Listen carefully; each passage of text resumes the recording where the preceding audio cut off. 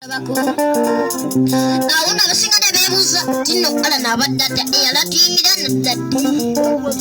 bembadde mwogera mmenyeewo mbadde ewaka nga nfumba analisimira ngisiza emboozi gyandina olwaleero yakaluka nakabinusa kaabe mupya beesimbyewo ewaffe ku kyalo bagamba kimu omwami Javiira n'amalako ate mwabeeno muteesa ki bingi byakoze ebirabwako nga teesimbye atoolazize bw'atuuka mu ntebe kinaaba kitya Esawa y'okulonda etuuka ddi abange emenya batuuka ddi mwami Javiira tumwongeremu essaala kituufu asaana ali ebintu byakoze bituzaamu amaanyi bw'abeera kiraba kitya omuntu alina omutima okugaba ssente ate nga zibeera ze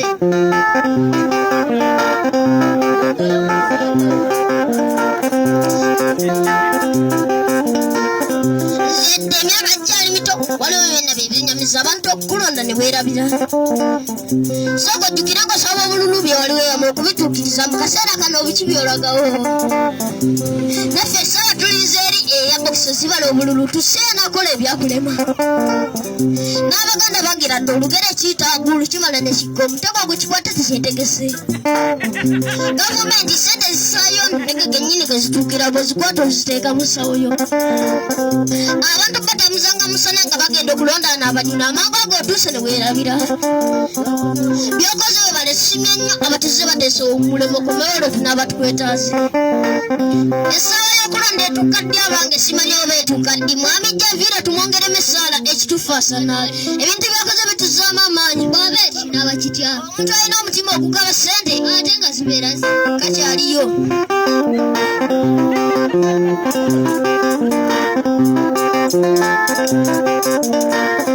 entebe egyolaba ewamma nnyo naye tikujja mu kiswanguyira kasita takola ffe bitwetaaga wano watulimba olubereberye nga bogenda tulowoozaako bwatuuka mu ntebe ne weekyusa bw'oba okoze bwatyo omusajja gwe naffe abagulonna tukyusizza tuseeko tulaba n'amalako omuntu ow'omutima omugabi n'akatono akubona olyakoyono Javiira bwetwogerako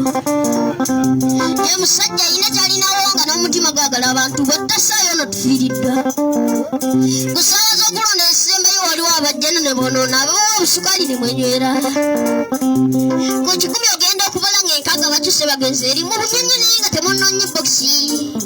emboozi kekomaana olwaleero kasujja ala nimbasiibula kanzire katundu gye banzaala ebbaayi